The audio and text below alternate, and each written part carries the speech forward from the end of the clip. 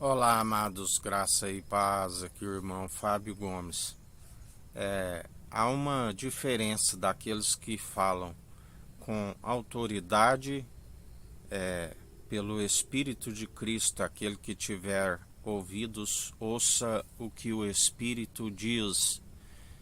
Aqueles que falam algo de si, não falam segundo o seu espírito. Aqueles que falam de forma natural, que dizem, tenho algo a lhe dizer, na verdade estão expressando as suas próprias opiniões naquilo que se acha, naquilo que é opinião formada, palavras destituídas de sabedoria que não tem valor real algum. Mas aqueles que falam pelo Espírito, falam através de um Espírito pronto e experimentado em uma palavra na presença do autor e consumador da nossa fé. Já não somos nós que vivemos, mas Cristo vive em nós, e Ele, tanto no falar como em atitudes, quando se alcança o entendimento, que é desviar do mal, aqueles que praticam e exercitam. A prática desta verdade aperfeiçoa sempre a nossa fé, assim como contemplamos que aquele que formou o universo, quando estava a formar ali em 6 dias, ele contemplava as obras das suas mãos e viu que era bom, aonde a fé é aquilo que não se vê, mas a existência, nós comprovamos a existência daquilo que foi formado pelo invisível, do qual nós o confessamos. O céu, a terra, o mar, a lua, as estrelas, tudo que há, é tudo formado por aquele que é invisível, mas nós o confessamos e cremos, e ele nos utiliza com graça e com sabedoria, porque cremos. E todo aquele que crê persevera, sendo seu imitador na perseverança, aonde ele sempre nos fortalece e nos capacita.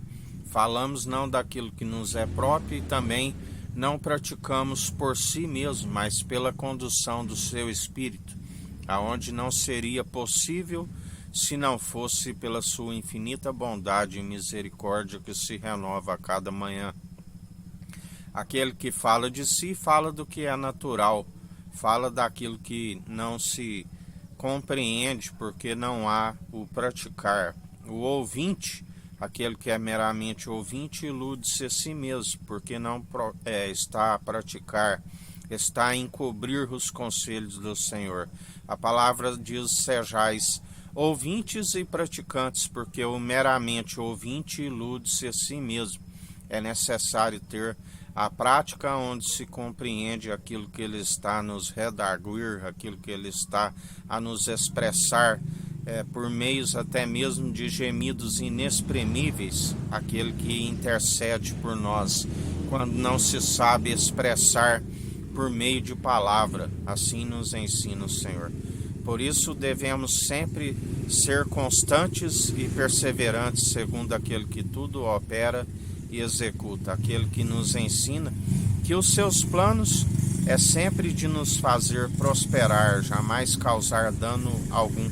Daqueles que perseveram dia após dia na constância, dia após dia, segundo aquele que a sua graça nos basta, a sua graça nos fortalece e nos capacita dia após dia, onde obras de justiça, ele diz, se vós estáis em mim e eu em vós, sejais santos, sejais justos, demonstrai pelo vosso bom proceder aqueles que têm o meu Espírito. E assim permanece dia após dia na constância, na perseverança, na fé, sendo aperfeiçoado não por mãos meramente humanas, destituídas de sabedoria, mas sendo transformados pelo Espírito reto e inabalável daqueles que seguem na constância, daqueles que seguem dia após dia na perseverança, aonde ele sempre nos sustém, ele sempre nos fortalece. aonde bem-aventurados sois aqueles que perseveram pela condução do seu espírito. Bem-aventurados sois aqueles que perseveram tanto na constância, tanto no falar como nas atitudes, aonde é como aquele que bebe da água que nunca mais tem sede, pelo contrário, é uma fonte a jorrar. A boca fala o que o coração está cheio, está constantemente a sair da boca aquilo que o coração está, segundo uma palavra límpida, como uma fonte de água doce, que ninguém pode jorrar dois tipos de água.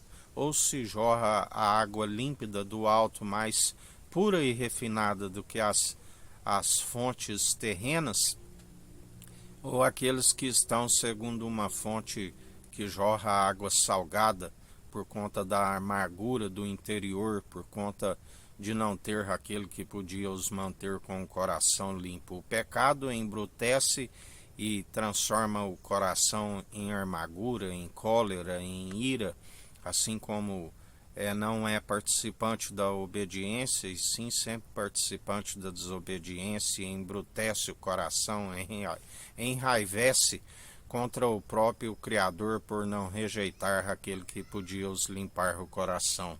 Mas aqueles que seguem segundo aquele que é digno de toda honra e de toda glória, são os limpos de coração, que herdarão a ressurreição do último dia.